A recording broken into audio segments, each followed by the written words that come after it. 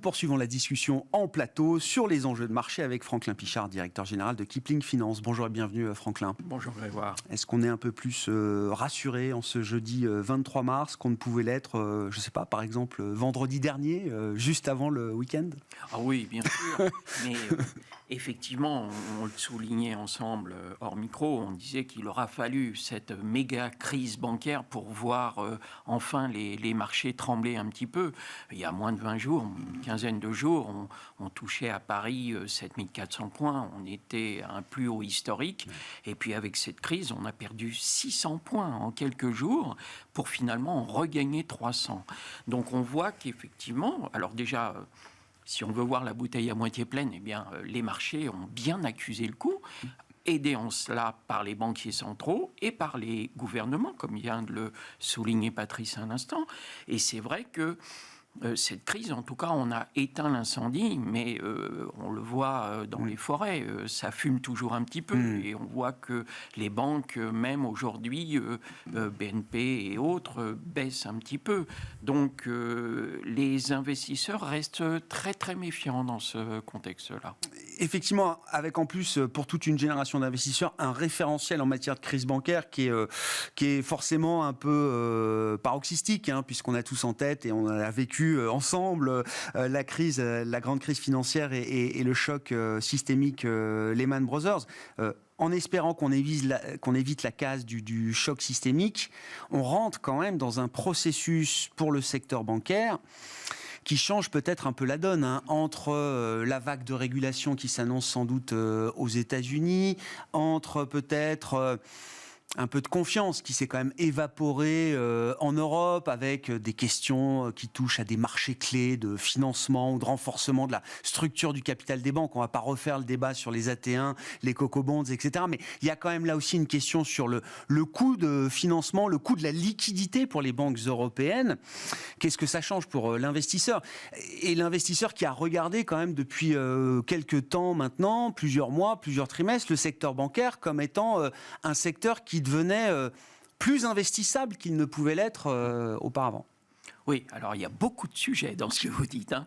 Si on commence par le dernier, investissable, oui, et je me rends compte, et on se rend compte nous-mêmes que on avait peut-être un peu tendance à banaliser le secteur bancaire en disant on revient sur les banques, en remettant en avant, ce qui est le cas aujourd'hui, les rendements de ces titres. BNP, on a plus de 7%, Crédit Agricole, on a plus de 10%, mais c'est le prix du risque. Ah oui. C'est ça qu'il faut pas 10% perdre de rendement, c'est un niveau de stress important, ça veut dire derrière. Et ça, on l'avait peut-être pas suffisamment souligné auprès des investisseurs qui pensaient qu'on était sur des values normales, qu'on avait de la sécurité et qu'en plus on avait du rendement. Non, la sécurité s'accompagnait le rendement élevé s'accompagnait d'une sécurité un peu moindre.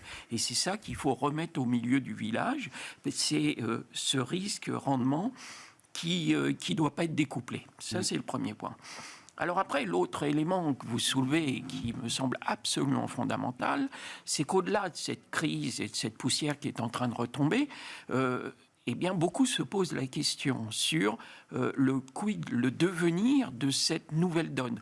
Beaucoup n'hésitent pas à dire qu'on rentre dans un nouveau monde, dans une nouvelle orientation des banquiers vis-à-vis de leurs clients entreprises en particulier. Et que, souvenez-vous, en janvier on parlait de récession, en février on n'en parlait plus, on est au mois de mars et on reparle de récession. On redit qu'effectivement, compte tenu de l'encadrement du crédit, des craintes que vont avoir les banquiers, eh bien, à nouveau, on va peut-être provoquer et accélérer une récession qui reste latente depuis de nombreux mois. Donc oui, au-delà de cette crise qu'on a à peu près réglée, c'est tout un autre pan d'événements auxquels on va être confronté qu'il va falloir gérer au quotidien sur les marchés. Et les marchés aujourd'hui commencent à prendre peur et on assiste, quand on a l'occasion de parler, et vous, tous les jours aussi, moi j'ai constaté que entre les stratégistes et les gérants, on nous oriente un petit peu vers un réarbitrage en nous disant faites attention aux valeurs de croissance, elles sont peut-être moins en vue pour le moment, essayez de consolider un petit peu plus et de sécuriser vos portefeuilles vers des valeurs un petit peu plus défensives. N'allez pas chercher de risques et puis surtout, soyez attentifs à celles qui ont besoin de recours bancaires dans leurs opérations futures. Donc tout ça, ça va être remis à plat par les analystes et peut-être qu'on aura des déconvenues dans certains secteurs et certaines valeurs. Oui, c'est un marché qui a été très cyclique depuis le début de l'année. Pour les marchés actions, le mois de janvier encore, même si ça paraît loin, était vraiment mené par des valeurs très cycliques. L'idée que la récession avait disparu du paysage ou était reportée suffisamment loin pour permettre ce genre de prise de risque. On revient à quelque chose de beaucoup plus, vous l'avez dit, défensif. C'est ce que je comprends, Franklin. Oui, parce que cette revue par les stratégistes du futur et de l'horizon des marchés financiers à 6 mois, 9 mois, 1 an, c'est totalement modifié en l'espace de quelques jours à la faveur de cette crise bancaire. Donc il va falloir faire un petit peu la différence entre ce qui est fondamentalement dangereux et nuisible pour les marchés et ce qui sera capable d'être géré. Donc on va avoir une période de flottement, je pense, pendant quelques temps. On voit aujourd'hui, la nouvelle, c'est autour de Rallye Casino. Là aussi, un dossier serpent de mer de ce point de vue-là. Tout le monde connaît le leverage, le levier qui a été mis dans la holding de contrôle de Casino. Et à nouveau, la question se pose de savoir si toutes les échéances pourront être honorées. Ça, c'est le genre d'épisode, je cite Rallye Casino, c'est l'exemple du jour, mais c'est le genre d'épisode auquel on va être très attentif. On a des listes, on connaît les entreprises qui ont peut-être trop de leviers aujourd'hui, avec des horizons d'échéance qui sont peut-être trop proches d'une certaine manière. Oui, ça, vous parlez de rallye par exemple, on voit que de temps en temps, on a des effets d'annonce sur des ventes d'actifs et autres. Bien sûr. Si on regarde en face, on voit que l'endettement ne se réduit quasiment pas. Ouais. Donc c'est vrai qu'il y a un moment où il faudra faire les comptes. Nous sommes totalement à l'écart de ce genre de titres, aussi bien les obligations rallye que les actions casino. On laisse ça à d'autres. C'est vraiment un métier très particulier sur du hautement spéculatif.